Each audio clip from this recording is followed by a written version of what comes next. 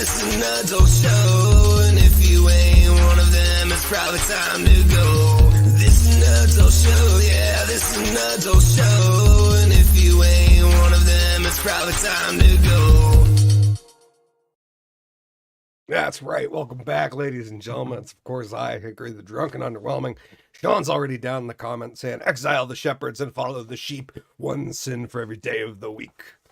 Yes, he's just rating us, constantly rating a pirate ballad, a shanty down there. Thank you, Sean, for being here. Absolutely love you, brother. Hope you had a beautiful New Year's. And yeah, I celebrated mine with COVID because that's the thing that happened this year. I definitely noticed it Thursday, like right after last week's show. And so that was most of my week. I finally went back to work today. Anyways, it wasn't too bad. I had like 2 days of soreness, like weird soreness in places I don't get sore, like my hips. Like that doesn't generally, I don't get like sore there. I might get tight, but not sore. And yeah, I had soreness and a bit of weakness. Anyways, I'm pretty much back. My voice might still have a little grossness to it, but we'll be back to form next week at least. Anyways, welcome to TDAU Live. It's episode 7. Ring in the new year and catch up on Clown World. That's right. The past 2 weeks, I've kind of been dicking off on the show. We've been having a lot of fun, but we had Santa on, and then last week was just kind of a recap where we relived some moments, highlights, music videos and such from 2023, but we may have ignored some stories, and there's been a lot of shit going on. Well, I think I have a total of like, I think it's 22 tabs pulled up. Some of them are just going to be like one-liners, because let's be honest, who gives a shit about a lot of this? But some of it's worth getting into, and that's what we're going to do on the show tonight, ladies and gentlemen. Welcome to TDAU Live. Yeah, back baby. Are you saying you want to show me your tits? This is the story of a drunk who grew up kind of a punk, and then all his friends left him, and now he's here alone. This is the story of a drunk who grew up kind of punk, now he's here doing the Drunk and Underwhelming Live show. This is a weird show. Drunk and Underwhelming Live show. Drunk and Underwhelming Live show. Drunk and Underwhelming Live show. That's right. Welcome back, ladies and gentlemen. I'm, of course, Hickory the Drunk and Underwhelming. And let's get to it. There's a bunch of stuff to go through. This one, who cares? That was, but everybody was talking about this story, and it just angered me because, like, yeah, they did this a while ago, and nobody cares. Green Day is old as shit and a corporate band, and it is funny though that all the punk rockers are corporate leftists now. Go figure. Anyways, we got some interesting stories. They're all over the place. I don't have this sorted out at all, so we're just gonna go tab by tab and until I find something I should probably not say on this show and show in the after show. Yeah, Denver opened its first micro community as Mayor touts successful House 1000 project. Yeah, the pods are here, ladies and gentlemen. Check these beauties out. Inside each unit is a storage shelf, a bed, a desk, and HVAC. And yeah, they don't have the. It's unfortunate. Maybe there's a photo in here. Yeah, can we see these things? No, that was the people. No, I should have pulled up a better photo. That's just an inside of one. What's this thing called? The House 1000 project.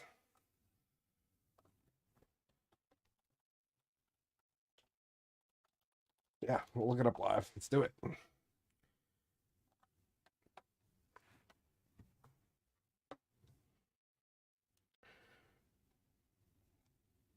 Well, hoping for photos, but no, it looks like we got a video here. Hopefully I don't force us an ad first. Like they just did. Yep, anyways. In the comments, Sean said, put them on the Neil Young list. Yeah.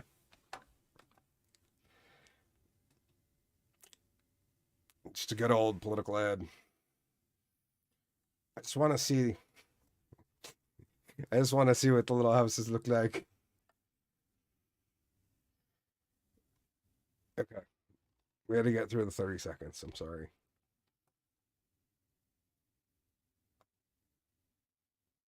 Yep. Okay. That's exactly what I thought. We got cute little Mini house pods right here. Yeah. Yep. That's how we're gonna solve our problems, ladies and gentlemen. It's eventually we'll all just be living in little things like that. They're probably much cheaper to heat than a traditional house. But it's also good for people who don't own anything, I suppose. But if you don't own anything, you'll be happy. Yep. Oh, this one was like super weird and interesting, and I unshared that. Damn me. Yeah, this rapper from San Francisco cut a diss track on the mayor and said some shit. So not really surprising. Politics and rap have always been a thing that have been together, but yeah, this one. That's not the surprising part. Let's get into the story a little bit. Shadow Yang, a San Francisco-based rap and restaurant owner, released a diss track calling out Democrat Mayor London Breed for allowing the city to become a lawless zombie land. Excuse me. He said, London Breed, you ain't nothing but a clown. Yang raps in San Francisco, our home. When we really need you, ain't never been around. You done turned the city into a zombie land. Song released on YouTube on December 13th. Shows footage of thefts, break-ins, violent assaults in San Francisco while Yang wears a shirt that reads "Stop Asian Hate." I'm sick and tired of dealing with the phony-ass liberals. Yang raps another part of the song. They act like they care, but they never treated us their equal. My people have been here for 200 years, so save your sympathy and your crocodile tears. Okay, dude's laying down some lines. Yang said that the constant break-ins into his restaurant, Kung Food, that's an awesome name for a restaurant, by the way, made it difficult for him to provide for his family in the city without law and order. In July, news outlet KRON reported his business has been broken into or vandalized 7 times since 2020. Yeah, the rapper also referenced, don't care. Breed, the NAACP and San Francisco officials were expecting a little press conference calling for Yang's music video, which has received over 10,000 views on YouTube, to be taken down. Like crazy. Yang released an apology video on Tuesday on his Instagram account with the text and screen rolling a formal apology for spreading misinformation about our beloved mayor London Breed, along with a poll asking should the elected officials be held accountable for crime and homelessness in our city. He acknowledged the song openly criticized the mayor, the incompetent city officials, the crime and the homelessness, but claimed that he had received threats from someone extremely powerful. While allies in national politics and seem to be apologizing to protect his loved ones. I'm simply a civilian, Yang said. So for the sake of my family and my loved ones, my close friends, I'd like to openly and publicly make an apology regarding my actions that I say in the video. I had no idea this extremely powerful individual had so much emotional attachment to London Breed. So with that being said, I am sorry for my ignorance. I am sorry for my foolishness and impulsiveness. I should have been more informed about what she had done for our city. Breed's office did not respond. Yeah, crazy. Like people openly threatening a dude because he put a song out. That's nuts. Alan Dershowitz, Clinton, Norm, Chomsky, all named in the list. Detail. Has it dropped yet? I should have a tab pulled up on it, but I haven't seen anything. So I guess we'll pull up the new, see if.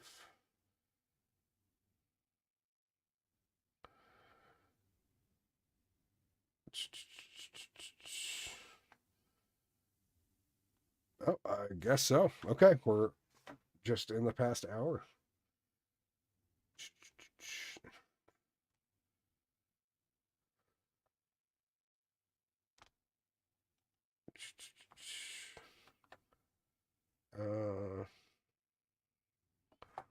Oh, whoops, I didn't pull the, I was looking to see if this article had anything. Bill Clinton, of course, because who wouldn't think that?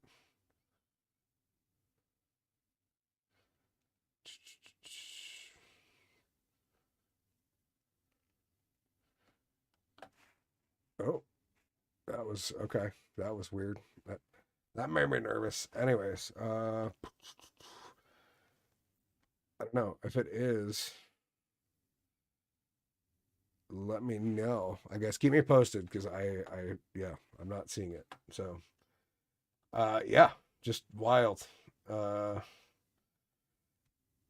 That a dude put out a rap song and is now, well, the attack against Chick-fil-A continuing. Oh, Doe number 36 is referenced over 50 times. I didn't have sexual Billy Doe. Yep. Yeah, I'm sure that's definitely one of them. Yeah, the attack on Chick-fil-A continues. New York lawmakers bill banning Chick-fil-A isn't progressive. It's pure bigotry.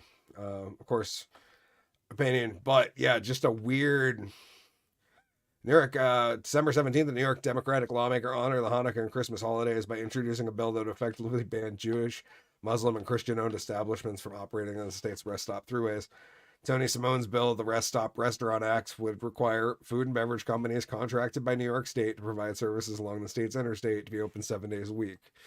Yeah, it's one of those, like... Yeah, and they say it. The naked purpose of the bill is to shut down the 9 Chick-fil-A's that operate in rest stops across New York. And that's pretty much it, because it's... Because that's what New York is spending its time on, even though they're, in absolute shambles and shit. They're trying to shut down. This headline I thought was hysterical. Newsweek. Republicans want to change the laws to protect their families. Like... isn't that what everybody claims when they're trying to take their guns away? Is that they're trying to keep our families safe, so we need to take the guns away? But apparently Republicans are bad for wanting to keep their protect their families. Anyways, this was talking about making swatting laws more, a little more toothy, because SWATmas was nuts this year. That was definitely a wild time, and yeah, even Styx got swatted over there in Rutland. Fucking wild.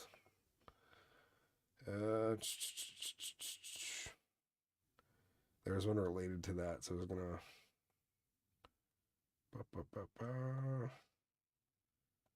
Oh, this one was funny. Oh, you missed this one.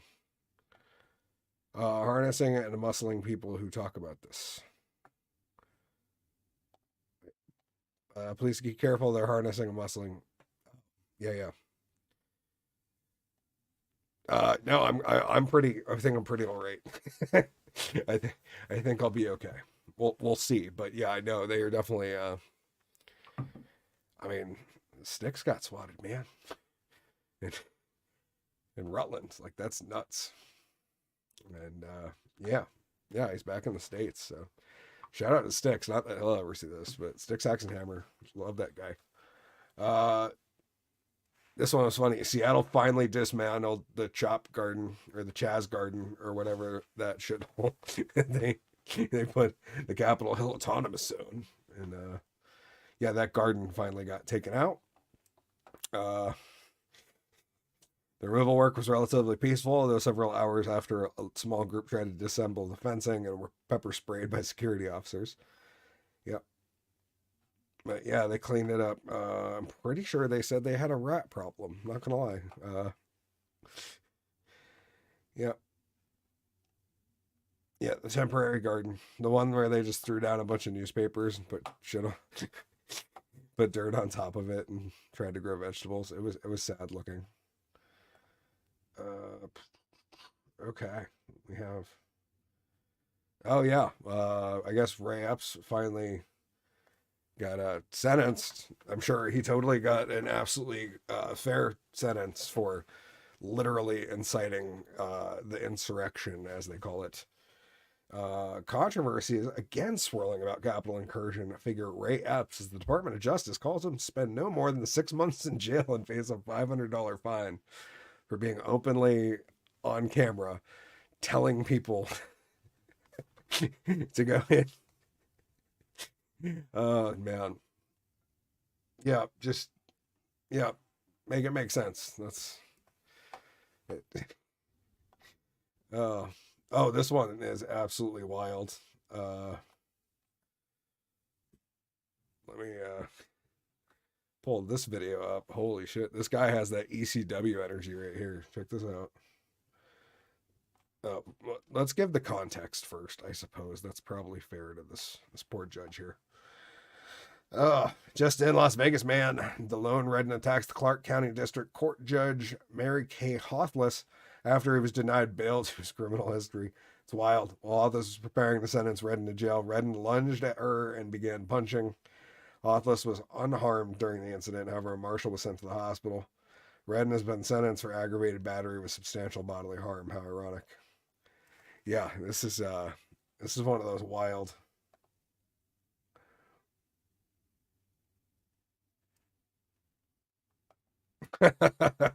Oh, dude, like, dude just takes flight.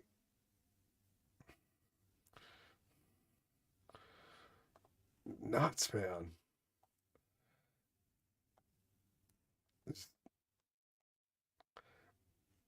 Yeah, craziness. Fucking. Oh, what a clown world we do live in, my friends. That's good Lord. Speaking of clown world, other exciting news: the U.S. national debt finally hit 34 trillion. Yeah, just something to make us all feel good.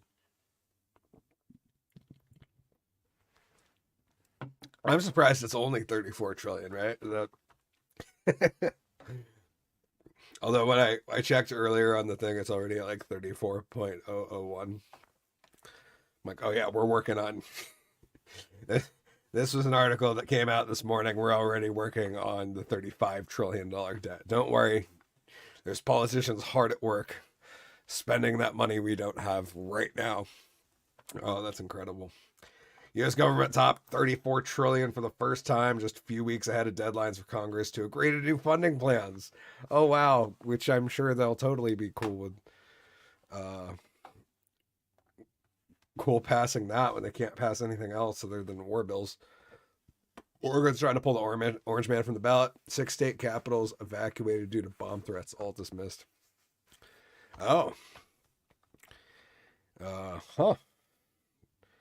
That's interesting. What states? I should probably pull that up.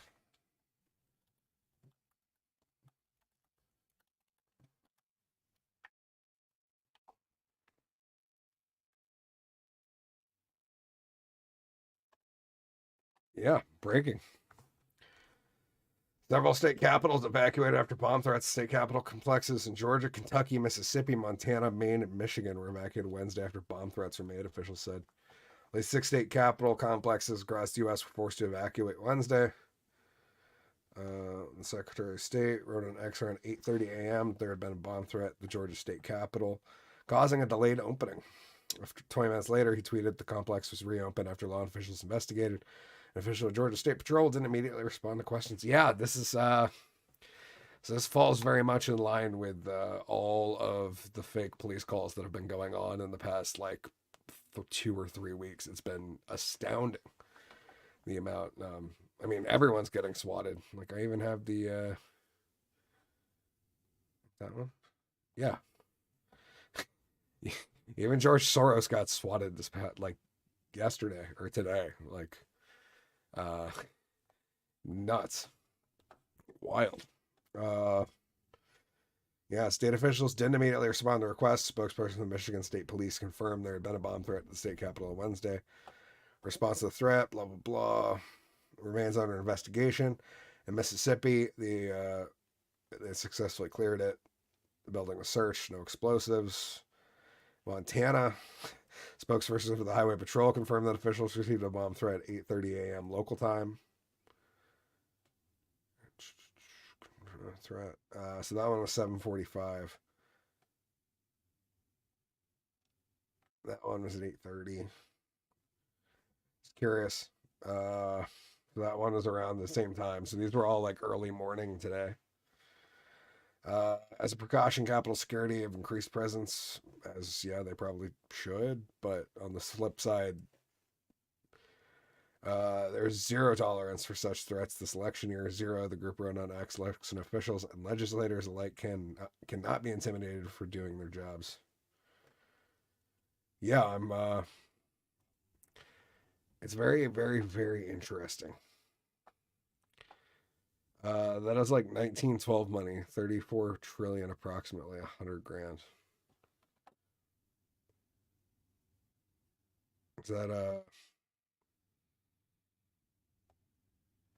Is that is that true? Like, is that uh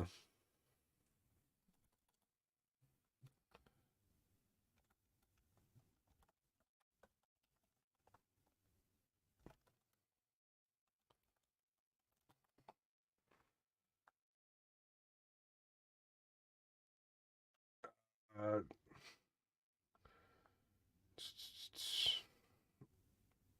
no, a little less.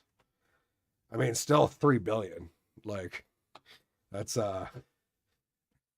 that's nuts. Ring the Taco Bell. We need to make a run for the border. Yo, Kira, Taco Bell or something. But yeah, that's wild, man. More fake phone calls to the cops, and yeah, just a wild time with all the fake calls and shit. But yeah, $34 trillion, just an unimaginable amount of money.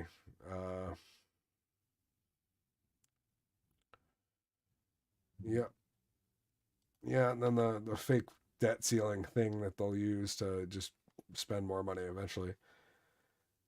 Yeah, government spends $2 billion a day on debt interest payments alone. Holy shit. That's crazy, dude. Oh my god, that's so much money. Yeah, I expect to spend another trillion by the end of March. Yeah, threatens our economic future. Who would have thought that just wasting lots and lots of money? It's fear and greed index. Yeah, greed is driving the U.S. market. Greed is driving the U.S. market. Hot stocks.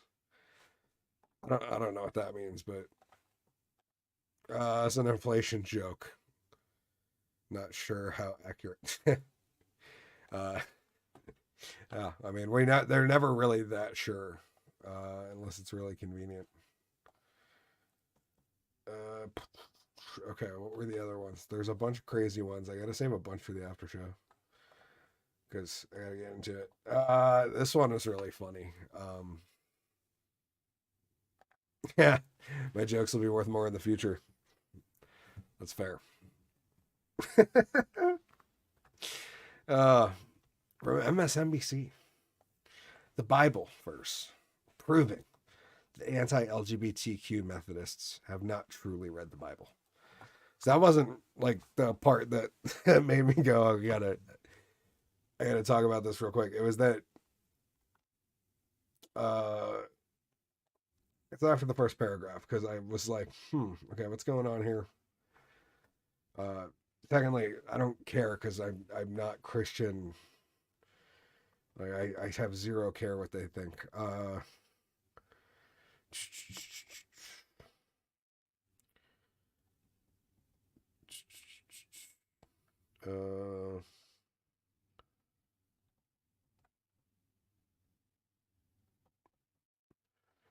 Yeah, basically saying LGBTQ is like a wedge topic, but that was not where I wanted to go. Forgot where I had to go. Okay, right here. There are in all 66 books of the Bible, including both Hebrew scriptures and New Testament, some 30,000 verses. Exactly 6 of those, 6 out of 30,000, arguably have anything directly to say about same-gender relationships. It's not exactly a central theme for biblical writers. Noted. What makes this matter so devilish for modern Methodism is not utter paucity of any biblical material related to this theme, but rather the very clear, centrally admonished teaching otherwise. Take Galatians 3:28, offering a favorite verse for conservatives. Paul writes, "In Christ there is neither Jew nor Greek, there is neither slave nor free, there is no male or female." And Paul very sets aside religious, economic, and sexual distinctions on the power of unity of faith in baptism and gospel of Christ. There's no male and female, but rather the unity of faith and hope and love and person in Christ. crucified and risen. Thus, many of those now leaving the domination, blah, blah, blah. But so, like, they just spent an entire article to get down to it only mentions the 6 times, but here's one example when it says something kind of contradictory. And I'm just like, wasn't the point that it was so minute in the whole thing? Yeah. Now, just one of those things, like, I just noticed while I was reading an article that seemed sus to me. And, yeah. I should probably get into that one after. This one I thought was funny because this guy, New York City Palestinian restaurant menu sparks outrage. It has nothing to do with violence. Palestinian, excuse me. Sorry, you still got a little scratchiness there.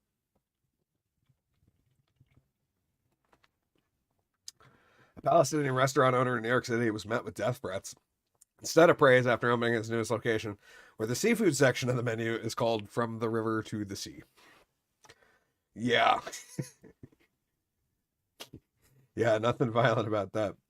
It means nothing and has nothing to do with violence. It's a simple call for the end of the occupation and freedom for Palestinians. Not to be treated like animals, yet to be treated with human dignity and fairness. Restaurant owner Abdul Alani told Fox News Digital. And don't get me wrong, I think those people, like, everybody should be treated fairly. But, yeah, I don't think From the River to the Sea actually means that. I think it means getting rid of Israel. Maybe. Maybe those saying end the genocide are just calling for a different one. I don't know. Call me confused. Eliani and Ayat Masood opened the newest location of the restaurant Ayat earlier this month in Ditmas Park, Brooklyn. Eliani told Fox News Digital that he originally picked up the slogan of the seafood portion of the menu as a pun and not one for violence or hate. He said it has been a slogan used on his menu since opening back in 2020.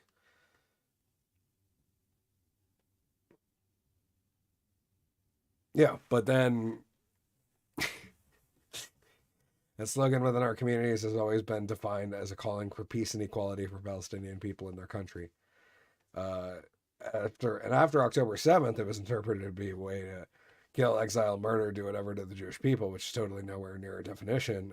It's been driving me crazy. I mean, it sounds like you want to get rid of the place, but maybe I'm wrong. And the Wolf of Wall Street destroyed Nancy on Tucker and the Plucky Fucker show. Oh, yeah. I haven't seen that one yet. I also saw that he's having, fuck. No, I already forgot. But I do have a, yeah, that quote. Okay, I got to bring that up in a minute. Somebody emailed our page, yeah, saying the Jews will get rid of you, blah, blah, blah. Like, I can't believe people are this dumb about their fucking made up bullshit. And then he says the proud first-time father, and is disgusted that his wife doesn't feel safe leaving the house. So he's been threatened just like, you know, everybody else. Everybody is constantly a fucking victim. Israel needs to stay there. The name Israel needs to be there. Palestine also needs to be there. It's a peaceful 2-state solution. Yeah, I don't think that's like real though. Because if it could happen, it would have happened, right? Because nobody actually wants to, like, nobody wants a bunch of dead bodies all over the place. But I guess you guys do. I don't know. I have friends from all walks of life, blah, blah, blah. But yeah, just the From the River to the Sea menu items. It's got a whole branzino, a whole red snapper, a salmon kebab, and shrimp kebabs. 24, 20, 22, and 19. Pricing is not too bad for, I mean, it's New York. Yeah. It's got pizzas. Lamb kebabs 18, kefta 16, lamb chops, chicken kefta, barbecue chicken. Sorry, I'm just getting hungry at this point. Looking at the menu, man. I don't have to. I don't have to agree with it being there to order something. I have no loyalty to anybody in this game. Yeah, this one was real interesting. Federal prosecutors drop Sam Bankman-Fried's second trial. That's right.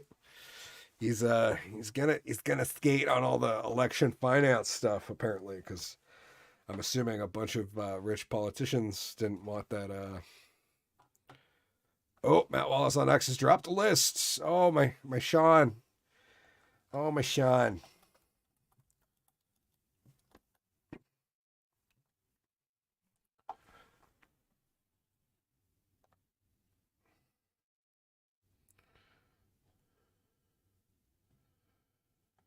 Okay, I'm signed in.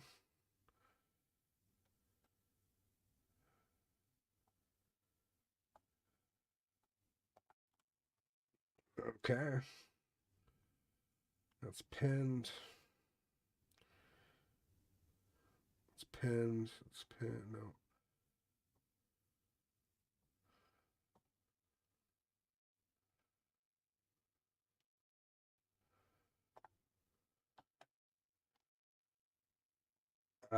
So did he just post a picture of? It looks like dude just posted a picture of.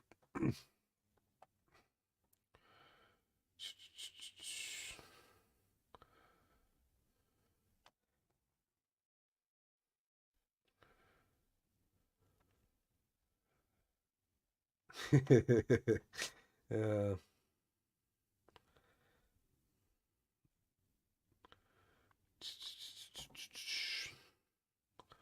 I've seen work from Assad. Could be. I don't know. It doesn't look like a list. It looks like just a picture of a bunch of documents he's going to download, and that they're going to start working on it.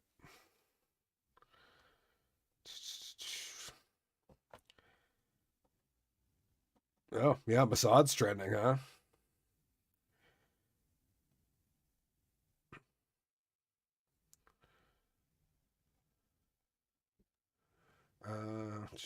Okay, no, I'm sorry, I didn't look far enough down.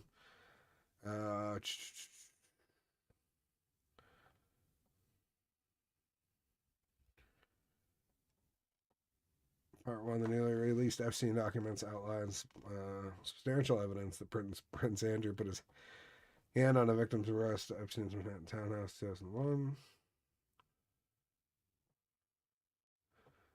Andrew and Clinton are the two most mentioned. That doesn't surprise me too much. Fortunately, my team was able to save a lot of pages from the Epstein list website before it got botted. Massive cyber attack appears to have happened against the court website when the Epstein list was released. Yeah. Are we surprised? Like, no, of course there was a massive botting attack to have this thing taken down. Even though nothing is going to happen. And none of these people are actually going to be held to justice. And they've probably taken a bunch of names off the list already. Because this isn't like the actual client list. It's just like court documents.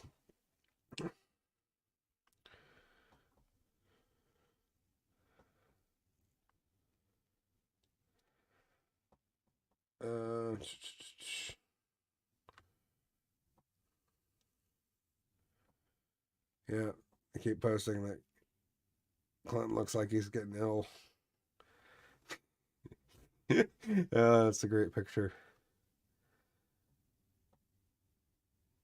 Okay, we're getting too old to go. So, yeah, unfortunately, not a whole lot of information there yet, but I'm sure we will get there. That was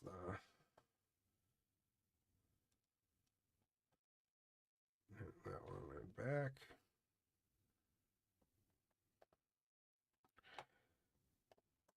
This quote was crazy, and I don't know what I believe it, but the fact that if this guy actually said this, but then again, it's like it's Epstein's brother, so you're like you gotta take it with a grain of salt, right?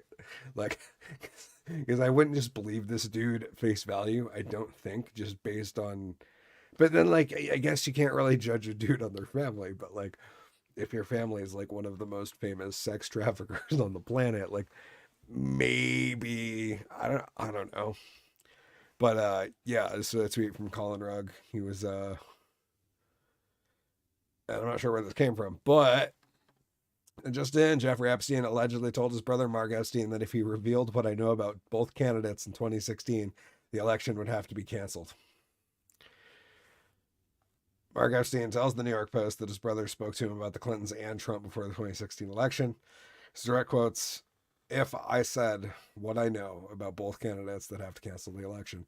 That's what Jeffrey told me in 2016. Despite the claim, Mark Epstein says his brother didn't elaborate.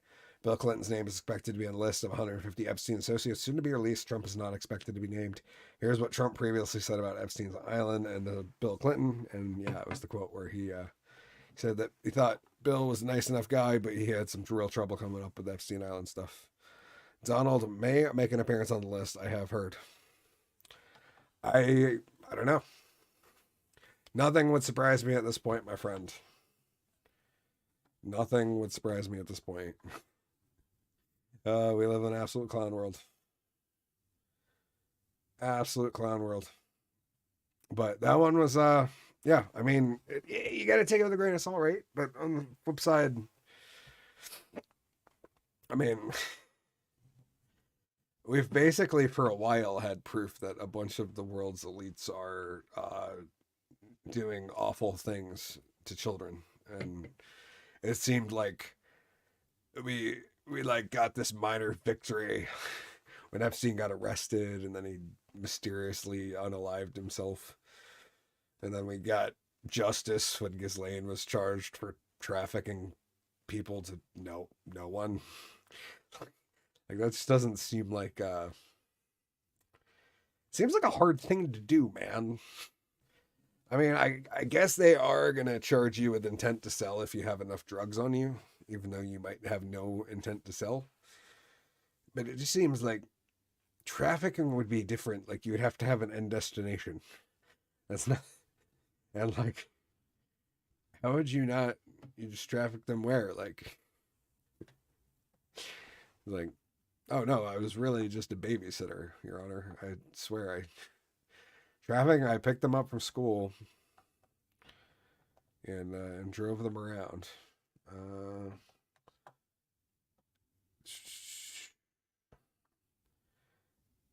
Now I was. I did want to check my Twitter and see if anybody had posted anything about that.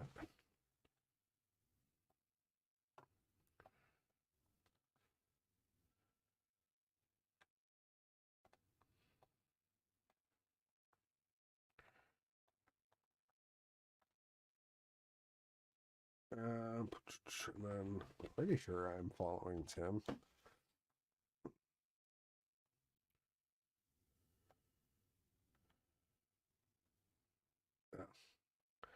No, I already follow. I am not 42 minutes ago.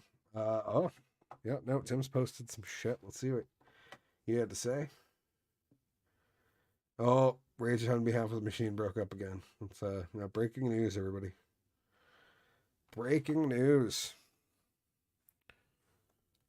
Epstein forced minor to have sexual relations with Harvard Law professor Alan Dershowitz. Woo! Jane Doe number 3 is a minor who was forced to have sexual relations with people on behalf of Epstein.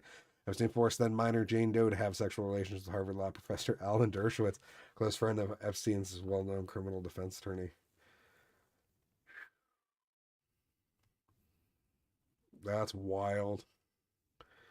Close friend Epstein's well-known criminal defense attorney. Yep, not only in Florida on the private plane in New York, New Mexico, and U.S. Virgin Islands. In addition to being a participant in the abuse of Jane Doe number 3 and other minors, Dershowitz is an eyewitness to sexual abuse of many other minors by Epstein and several of his Epstein's co-conspirators. Dershowitz would later play a significant role in negotiating the NPA on Epstein's behalf. Indeed, Dershowitz helped negotiate an agreement that provided immunity from federal prosecution in the Southern District of Florida, not only to Epstein, but also any potential co-conspirators of Epstein. MP5, thus Dershowitz helped negotiate an agreement with a provision that provided protection for himself against criminal prosecution in Florida for sexually abusing Jane Doe number 3. Because this broad immunity would have been controversial if disclosed, Dershowitz, along with other members of Epstein's defense team and the government, tried to keep the immunity provision secret from all Epstein's victims and the general public, even though such secrecy violated the Crimes Victims' Rights Act. That's crazy. Oh, dude, we're okay. Yeah, I guess we're learning some stuff. Oh, separate, yeah, in London at the nice Lane's Maxwell apartment, in New York, private islands, an orgy with numerous other underage girls. Oh God. Yeah, that's the dude. Oh man. That was wow. Okay. Let's see if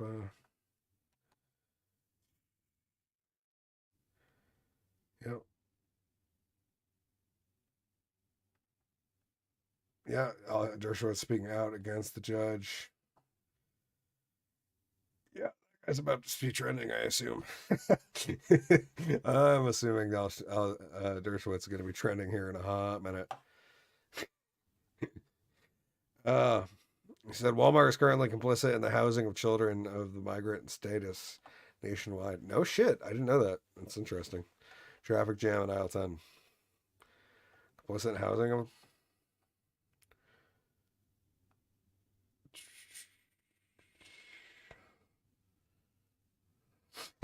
You find it weird that some of the smartest and richest people in the world had no clue what he was up to.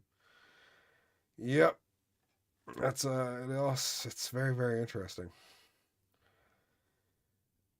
Yeah. Claims I had no idea. Not a clue. Oh, Vermont sports betting. That's been a huge thing.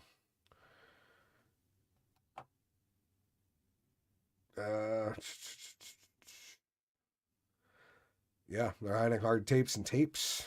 That wouldn't surprise me. Yeah. No, anyways, back to onto something a little more I don't know, heartwarming. Because this seemed like a good idea. Yeah. Thousands of pro-Palestinian protesters swarmed the World Trade Center and chant for the end of Israel during a rowdy funeral procession. Just a normal New York City day, my friends. Nothing to see here. There's a bunch of people shutting down the World Trade Center. It's fine by me. I don't give a shit. It doesn't affect me much. I'm a working class muggle in my muggle life. I know I seem like such a big rich star on the show, but yeah, I'm just a working class muggle, and yeah, like I wish I had the time to go out there and protest and shut shit down, because it seems like a lot of fun. But yeah, unfortunately, Daddy got bills to pay. But the scarier one was that pro-Palestinian protesters also shut down JFK, restricted access to it, and I don't know if it mentions it in this article. No, they sent up a balloon near it. They made planes. They had to ground them and stuff. And it's like, yeah, no, nothing to see here, guys. This is totally normal. To just have constant fucking protests everywhere. That's the new normal, guys. What was the oh, I wish I had the fuck, I forgot what city it was. Salty was playing earlier. Kicking in windshields on Christmas. Yes, welcome to America. Oh, this was funny. Speaking of Merry Christmas, the Christmas party. Boston mayor's elected color party didn't violate law, state attorney general says. Yeah, that's right. The the non-whites only Christmas party does not violate any law. Even though it's no. Are you talking about was that the Claudine Gay reference? The na. Yeah, she stepped down, I suppose. Yeah, Bosmer had a party for all the non-whites. But that term offensive? That's what I hear when I hear POC is non-whites. I don't know. Or BIPOC. Like, maybe. Maybe. I don't know. I'm just a small town drunk magician, my friends. Lots of unanswered questions on the show. Massachusetts Attorney General Office said it won't investigate allegations of bias in the Electeds of Color holiday party hosted by Mayor Michelle Wu, hosted last Monday because it was a private event. Okay, so if it was private, that's fine. But if this was funded, this was taxpayer funded. This is like one of those things I feel like they would be calling. It's very normal for them to misrepresent things like that, and it wouldn't surprise me at all. A spokesperson for Attorney General Andrew Campbell told Fox News the prosecutor's office would not be looking into complaints about the party, which cited the state's public accommodation law, because the party was not for the public and therefore didn't violate state law. The complaints were made by 4 individuals, 3 of whom don't live in the state, and another who didn't say where they lived. The law prohibits making any distinction, discrimination, or restriction in admission to or treatment of place, public accommodation based on race, color, religious creed, national origin, sex, gender identity, sexual orientation, deafness, blindness, or any other physical or mental disability or ancestry.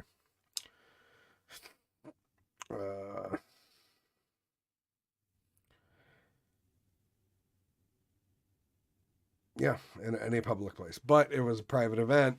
But if taxpayers funded it, that's what I really want to know is... Oh, yeah, she's talking about a spate of false reports of shootings at the homes of public officials in recent days. Could be setting the stage for penalties against so-called swatting in more states. Rick Scott, Marjorie Taylor Greene, Ohio Attorney General David Yost, along with Soros, Styx, and a handful of other content creators. Yeah, Swapmas. One of those things we'll not forget soon. Oh, this one was from Real Clear Investigations. Things to warm the heart towards the end of the show. The FBI tainted Whitmer kidnap plot you've heard next to nothing about. Yeah, Real Clear Investigations.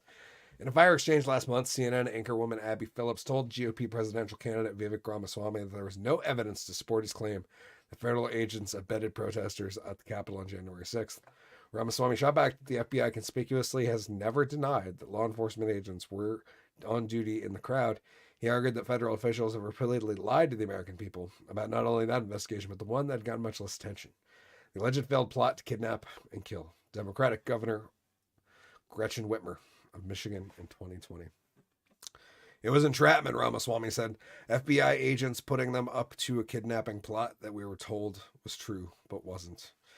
His zeroing in on the Michigan case highlighted uncharacteristic development in contemporary politics, where progressives vigorously defend law enforcement power while conservatives view it with deep suspicion. Further, Ramaswamy's linking of January 6th and the Whitmer plot resonated with many on the right who want similarities between the two episodes exposed to the general public, especially the FBI's reliance on informants and other paid operatives.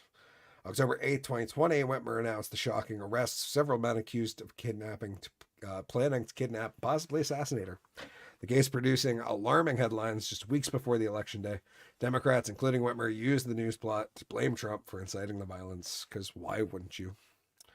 Joe Biden condemned the FBI for thwarting the abduction plan in a written statement issued the same day, claiming that there's a through line from President Trump's dog whistles and tolerance of hate, vengeance, and lawlessness to plot such as this one. I'm sure he didn't write that. Biden continued that the line of attack during the campaign speeches in Michigan, a swing state that voted for Trump in 2016, one Biden needed to capture. In the years since the election, the national press has given little attention to the case that has initial arrests, even though court documents have recast the episode as something more sinister. Instead of a heroic effort by the FBI to safeguard the country from domestic threats, it now appears to have been a broad conspiracy by law enforcement to entrap American citizens who held unpopular political views. The FBI's tactics were first exposed by BuzzFeed in July 2021 when reporters Ken Bensinger and Jessica Garrison disclosed startling details based on court filings. The matter headed trial. They found the number of FBI confidential human sources involved in the scheme was equal to the number of defendants. Yeah. I'm way more pink than white. This is why I attended in full drag, bitches. Oh, I forgot to bring it in here.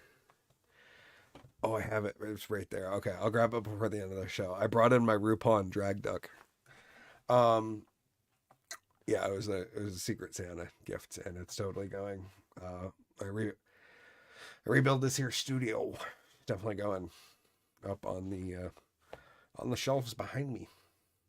Yeah, we're actually getting shelves and shit, and making this place roomier and comfier, and yeah, it's gonna be nice. Anyways, examination of the case by BuzzFeed News also reveals some of the informants acting under direction of the FBI played a far larger role than previously reported. Working in secret, they did more than just passively observe and report on the actions of suspects. Instead, they had a hand in nearly every aspect of the alleged plot. Starting with the inception, the extent of the involvement raises questions to where they would have been without question as to whether there been a conspiracy without them. No, because they actually, one of the things they did, I forget, one of these dudes did one of the first episodes of Culture War, and he was talking about how they like literally made him go get in the car and take a drive by what they thought was her house, so that they had the GPS coordinates of him on his phone going by her house. Craziness. 6 men ranging from 22 to 44 faced federal charges for conspiring to kidnap and use a weapon of mass destruction. 8 others faced state charges. BuzzFeed recreated much of the defendants' movements between March and October 2020, including attendance at field training exercises and the surveillance of witness properties. While BuzzFeed offered the first accounts of the entrapment operation, further reporting by Real Clear investigators, along with details revealed in court filings and trial procedures, make the operation sound like something out of a Hollywood script. Features secretive cash payouts, drug and booze-fueled parties, a convicted wife-beating FBI investigator, a career felon revealed as a longtime FBI asset, and later accused of acting as a double agent and a dramatic takedown scene at the end. Public defenders representing the accused have identified at least 12 FBI informants, 3 undercover FBI agents, managed by FBI officials, and numerous field offices responsible for framing the men. 12 informants and 3 undercover agents managed by FBI officials. That's nuts. In this case, the undisputed evidence establishes that the government agents and informants concocted, hatched, and pushed the kidnapping plan from the beginning, doing so against the defendants who explicitly repudiated the plan. Defense lawyers wrote in December 25th, 2021 motion, when the government was faced with evidence showing that the defendants had no interest in the kidnapping plot, it refused to accept failure and continued to push its plan. At the center of the action was the FBI's ringleader, Dan Chappell, 34 years at the time, an Iraq War veteran and contract driver for the U.S. Postal Service.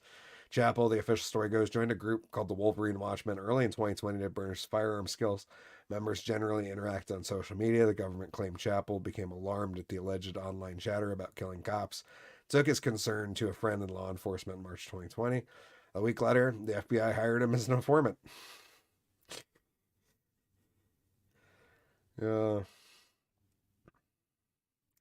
That's one of the guys. Captain Autism. Over the course of the next several months, Chappell ingratiated himself with the men, as one defense attorney described his method. So I particularly on Fox.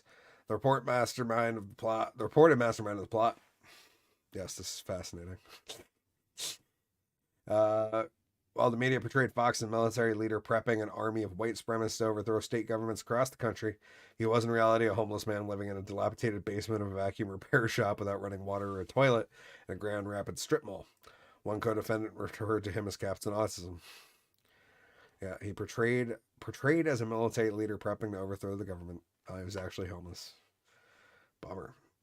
Fox lawyer Christopher Gibbons said Chappell took on a father figure role to his fatherless and destitute client. Fox and Chappell exchanged thousands of texts.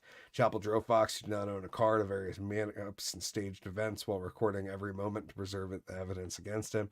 On at least 3 occasions, according to the testimony offered at trial, Chappell offered Fox a prepaid card authorized by the FBI with a $5,000 limit to help him buy guns and ammunition. Fox, despite being broke, declined each time. Chappell, known as Big Dan of the group, created encrypted chats and gave real-time access to his FBI handlers working out of the Detroit FBI field office. The far-fetched plan unfolded. Yeah, and it goes and goes and goes. And it's just a whole report over how these dudes set them on up. Craziness. Craziness.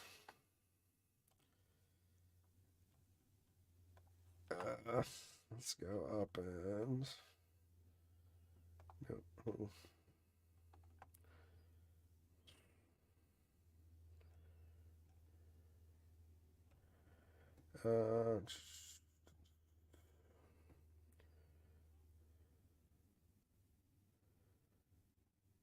Billionaire Hyatt Hotels executive chairman Tom Pricker was mentioned.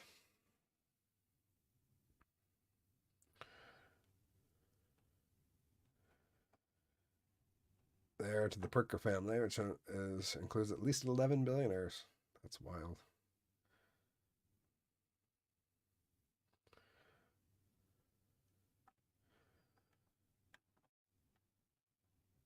Led the search for Claudine Gay. Connect the dots. When I resigned from Harvard, I did a video to my colleagues about why I explicitly stated it goes back to Epstein's clients. I don't sound so crazy now, do I? Harvard President Lawrence Bacow announced that she would resign from the post in 1 year. A search committee led by Penny Pritzker, senior fellow at the Harvard Corporation, considered 600 nominees and selected Gay to succeed Bacow. December 5th, 2020, Harvard announced that Gay had been selected as the 30th president of Harvard University. Took office on July 1st, 2023, becoming the university's first black president. She's the one that just stepped down today. Yesterday, sorry. Yep. Email affiliates. Gay announced resignation with a heavy heart. Oh, maybe a little bit. Watch out. I'm reading a section from Wikipedia, guys. I'm really, going into the hard far right truth-seeking Q forums here. Reading a segment from fucking Wikipedia. Yeah, it's a heavy heart, but a deep love for Harvard that I write to share that I'll be stepping down as president. Led by Penny Pritzker.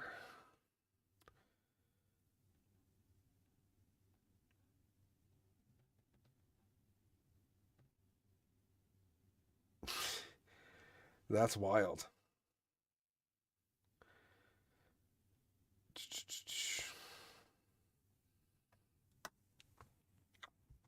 Yeah. She was also the Obama secretary. Also Biden's representative from Ukraine's economic relief.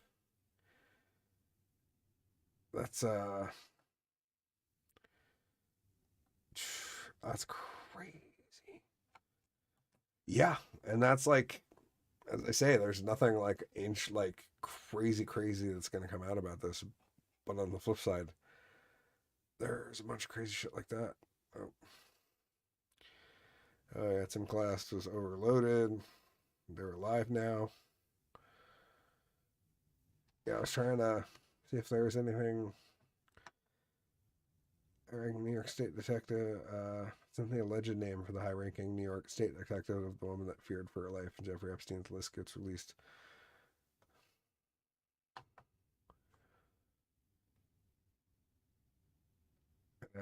Getting information on the legal protection I would have if I released the name. From the source, Dom Doe 107 is blank. I listened to blank, where she stated she's afraid of honor killings and violence due to the conservative nature of her country. Blank resided in blank with her family. Also, she is blank descent. Huh.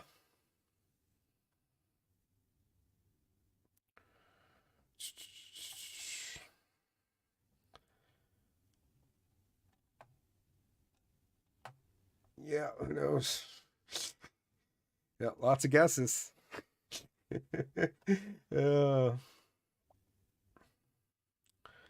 love leaving. I was totally right about the Epstein release. Trump is mentioned, but only in the exonerating sense.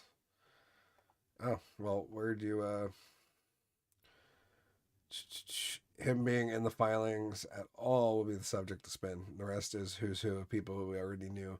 Went to Little St. James, notably paraplegic Stephen Hawking couldn't participate in an orgy even if he wanted to because he was paralyzed from the neck down and catheterized. Some of Dershowitz details are new and really effed up. Yep, the Pricker family being involved make things in Illinois very interesting.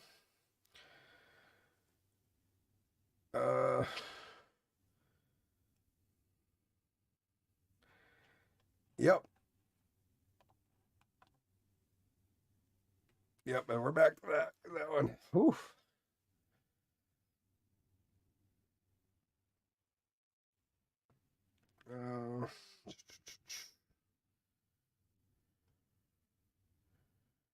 Yeah, more Bill Clinton. Don Joe number 36 was essential to the plan. Who's Doe 107? Yeah, who knows? Ha! Conor McGregor was given a warning for putting his arm over Vladimir Putin. Oh, that's funny. Josie, feeling cute. Yeah, that was a whole bunch of bullshit with the conservatives getting all upset. But feeling cute might blow the internet up again. Anyways, that's all I got. We got some stuff to get into in the after show, but thank you guys for joining me. I do appreciate each and every one of you for being here, and I'll see you guys next week. Big updates, I guess, are I'm booking the birthday show. I'm waiting to hear back. It might be a 2-night event, and I definitely need to figure out how to get some recording going on there, because that would be awesome. Anyways, that's all I got on this one. Thank you guys so much. I'm, of course, Hickory the Drunk and Underwhelming. And I will see you guys for like 5 minutes on the after show. Until then, Drunk Magician out. Cheers. Above all else, I just want to say thank you. Have a beautiful night. Drunk Magician out. Cheers. Now let's get the credits. Thank you all for being here. I appreciate the help. This is a show I do by myself. I produce the shit myself. And I've been through a lot with friends and a lot of shit I